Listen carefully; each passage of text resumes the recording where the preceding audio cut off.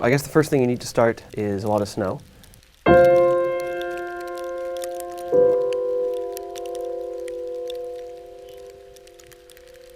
Every year it's the same thing. Every year, once December rolls around, I'm very anxious.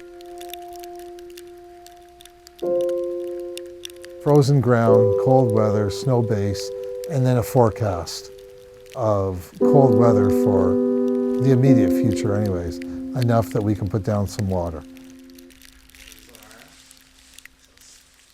My name is Bernie Gold. I live in the Leslie Park community. I've lived in the community for 30 years, and I've been running the rink for 16 years. My name is Arseneault, and I've been maintaining the outdoor rink in Lakeview Park now for 26 years. My house backs onto the park where the rink is situated in Lakeview Park. My back gate is literally 30 feet away from the end boards. I'm Ewan Reid, and I'm the volunteer rink operator for the McNabb outdoor rink. It's my 6th year operating the McNabb outdoor rink.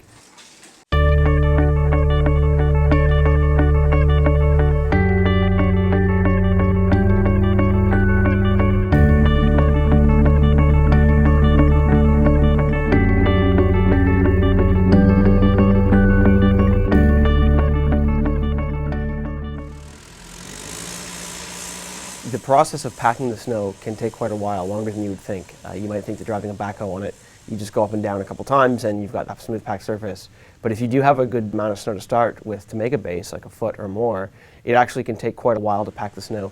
So this year it took us about 4 hours or more for the backhoe driving up and down. How many hours they allocate to you? When you spend 2 hours driving up and down, I think that's the best. You know it's packed once you can walk across the snow and you're not making a big footprint. The backhoe, as it goes up and down and creates this smooth, flat surface, is going to leave ridges. It's going to leave ridges between the paths where it flattens. It's going to leave marks where its tires are, and you just stop with the backhoe and then you go around with the shovel, and any ridges that are left or any big marks that the tires have left or little piles from where it turned, you have to go and clear those away or flatten those down. The backhoe, just inherently by its size and shape and ability to steer, can't get right into the corners. So you have to go along the edges and kind of do what the backhoe can't, using your own body weight. And it takes a little while, but it's something you have to do. Smoothing out that surface is critical. All the time that you spend smoothing out that surface will pay dividends and will get you started quicker and up and running faster than if you ignore some of those bumps, some of those ridges, clumps, because after that, when you start flooding, you'll really notice how badly imperfect your surface is. Before I flood, I use a straw broom and I sweep out all the snow in that corner between where the ice meets the boards. There's always snow packed up along there, and if you don't clean that out properly with a broom, when you flood, your subsequent floods, you get ice buildup in that corner, and it gets progressively worse. Every time you flood, it gets worse, and then you can't scrape it properly because it's rough along the edges, so you tend to get away from it, and it just gets progressively worse. And in my opinion, it's the secret to having great ice versus so-so ice. So much better for hockey. The pucks don't come flying up.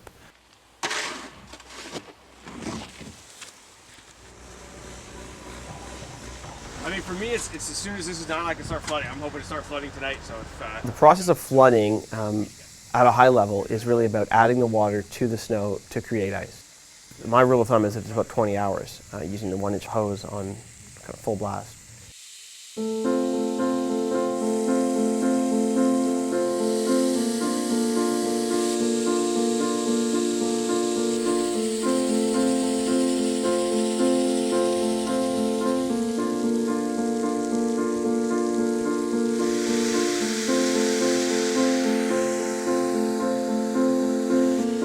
So you go over and spray the whole area of snow and try to build up that first layer, and at that point you really just kind of got crusty snow.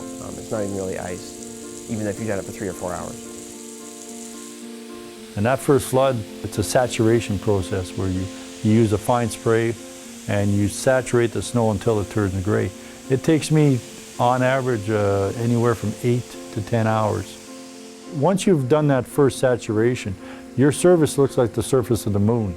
As much of an effort you put into making it as smooth as possible, once you finish that first saturation, you're going to realize how imperfect that surface and how rough that surface really is. It's too rough to skate on, it's too unsafe. The ice is too rough. So you have to keep putting layers of water on until you get a glass finish. As you add the water to the snow and you have that first layer of crunchy white snow, it takes the water differently. When you spray more water onto that, you see some of it soak in and disappear. And the color temporarily changes to gray as you're bombarding it with water, and then as soon as that water is soaked in and kind of dissipated, it goes back to white again. But once you have more of a real ice surface, and then you spray with water, it stays that gray color, and it kind of freezes there and glistens. And you don't get that glistening on the snow at the beginning when it's just wet snow. But yeah, you're committed to standing out there in the cold for a long time. It's just inherently part of the job. I mean, if you dress warmly and you're moving around, it's great. You have to dress warmly. It's the very first mistake that people make if they go outside in the winter and they don't like the weather, is because they're probably not dressed for it. The entrance to the park, it is very hidden. It's a beautiful little wonderland. It's just very, very, very special place that a lot of people don't know about, and the people that do know just treasure it. We have a wonderful sledding hill, playground for the kids, water park in the summer, co-op gardens. Very unique and special.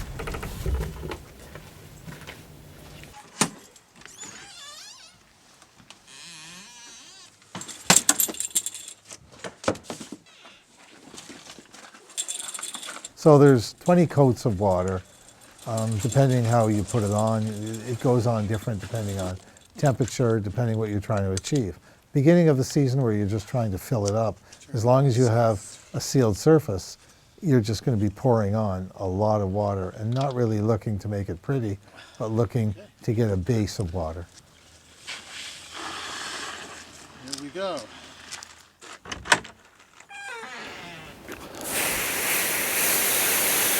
I use a wide spray.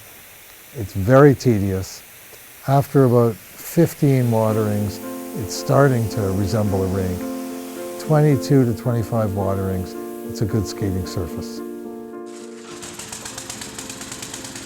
I usually like to start on Christmas Eve, if I'm lucky enough that the weather is going to work with it. I would have put in at least 4 12-hour days. You know, where you're watering, wait for it to freeze, go back and do more, wait for it to freeze.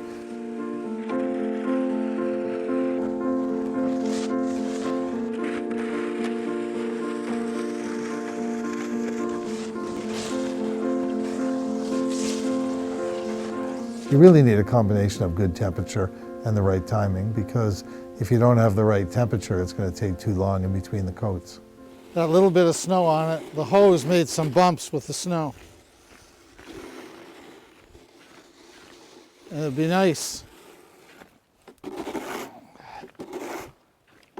to smooth them off.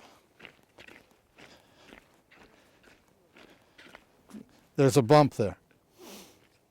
Okay, because we're on a hill, during a thaw period, water runs down the hill and under the ice.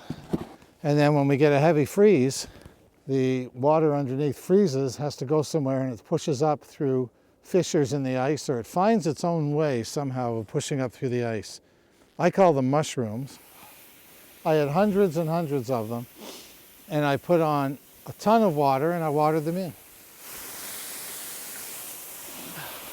The bigger problem, I guess, when you're making the ice is the bumps, and raised areas are harder to deal with than sunken areas. So a footprint can be filled in with snow and then sprayed with a water bottle, and suddenly it's perfectly flat, smooth ice.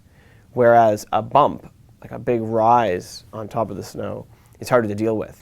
And so if you see a bump, or if you see a little ball of snow that's frozen and is going to, threatens to become this frozen bump, if you can knock it off or knock it down, the sooner the better.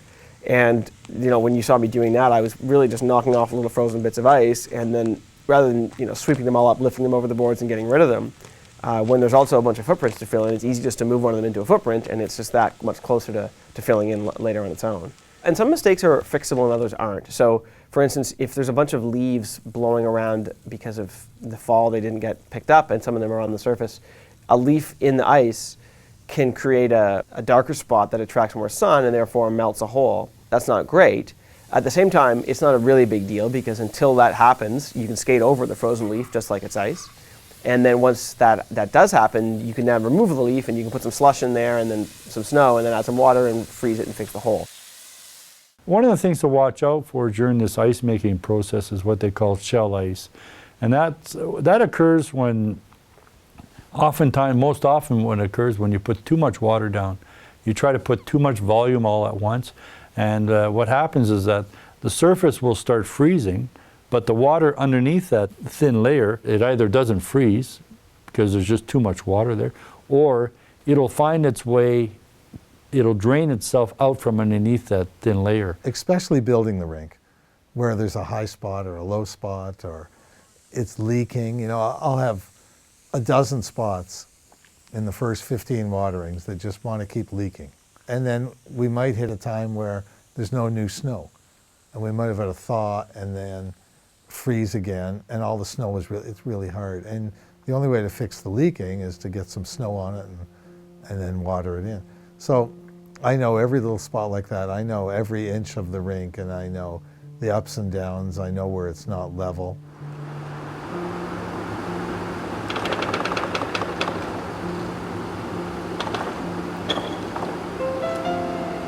As much as I like doing it, it's a lot of hard work, and so when you finish a lot of hard work, you feel like it's just kind of nice to be done it, and nice that you achieve something with it. It's kind of like putting a lot of time into practice and then going out and playing a game, or putting time in rehearsal and then going out and performing. Anything that you're committing time to get to an end, that means might be enjoyable to some degree, but it's also a lot of work usually, and so it's nice to have that work behind you. It's nice to go home at the end of the day feeling tired out from a lot of hard work, and go have a beer and enjoy it and know that you've got the rink made, and now you can relax.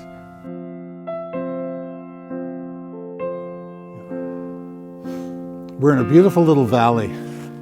It's really a wonderland. You can see the toboggan hill over on the side, the trees all around.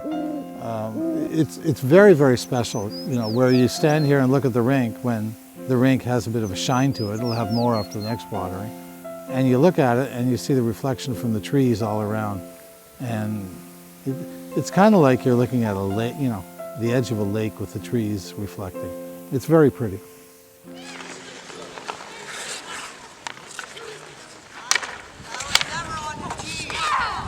I'll say, I was at the rink today. I knew the school was coming. And it's one of the first times that schools are there this year because of weather problems and everything else. And when I was at the rink, and the school came down the hill, and all these little kids were going, "Hi, Bernie, hi, Bernie." And they were all waving, and they were happy because they were coming to the rink. And it's just such a nice feeling. I guess I'll end up being the old man at the rink who, all the young kids going, "Hi, Bernie," and I feel like I'm doing something for the community. An interesting thing is that I've lived in my neighborhood for 30 years, and when I moved in, my children were very young, and they did go to the rink and they did go with their schools. And I was younger, I worked a lot, and I really don't remember going to the rink with my children, or barely. Don't remember it being there that much. My children are long gone, and I'm at the rink for, 250 hours a year. So it's kind of funny. Maybe in some ways I'm making up for not being there, skating on it with my kids, not being aware of it.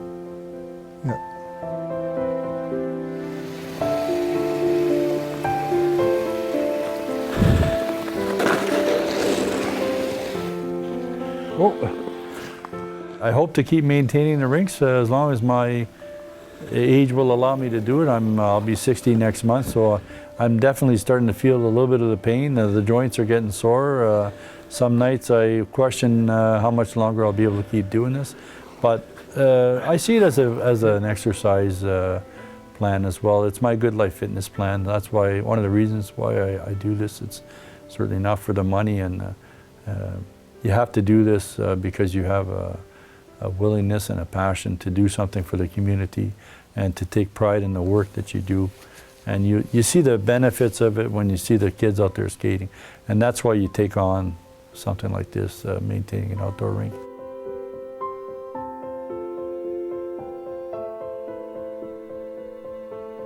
My son enjoyed playing hockey. He played all through his years. He played minor hockey. He would come home from school, he'd put on his skates in the house and walk through the backyard, and he'd spend as many hours as he could on the outdoor ice, as long as we would let him, you know.